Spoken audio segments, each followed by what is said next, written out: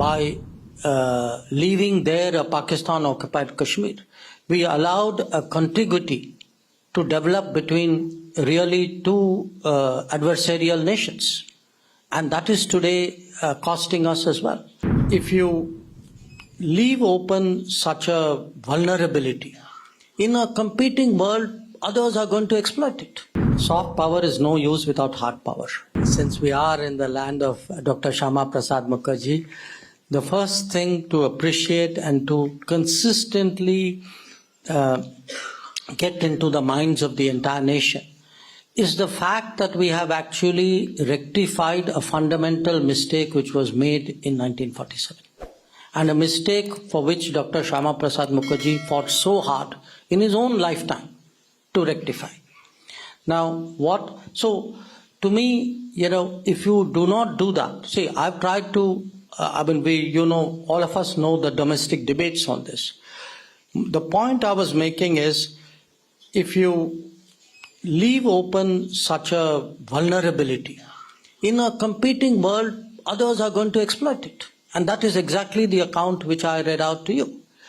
And the fact is that by leaving there a Pakistan Occupied Kashmir, we allowed a contiguity to develop between really two adversarial nations. And that is today costing us as well. So now what happens beyond obviously is not something that anybody can say with great authority and certainly not in public. But I do think that even in terms of making clear you begin first by at least opposing something.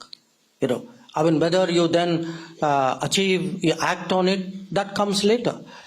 When we took a strong position against the Belt and Road Initiative, against the China-Pakistan Economic Corridor, I can tell you there were sections in this country who questioned us, and many of them questioned us publicly.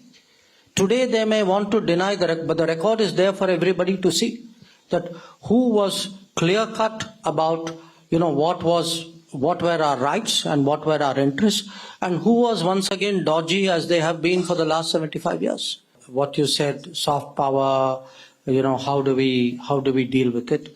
I was reminded of something with the Israeli Prime Minister Benjamin Netanyahu actually said at the Raisina dialogue.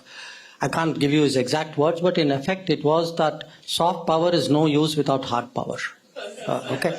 So the bottom line really is that we have to develop that deep strengths. We have to develop those industrial capacities. We have to develop the technologies in order for us to it's not a question of competing with a neighbor or dealing with a threat. We need it for ourselves. India will not rise if India does not have the technology, the manufacturing, the economy, the infrastructure for that rise. So it's a self-propelled requirement that we need to have. And that is exactly, if you actually have to connect the dots, when Prime Minister speaks of a Atmanirbhar Bharat, when he speaks of an Amrit Kal, when he says that Bharat will be Viksit by 2047, these are all dots that he is connecting in his vision.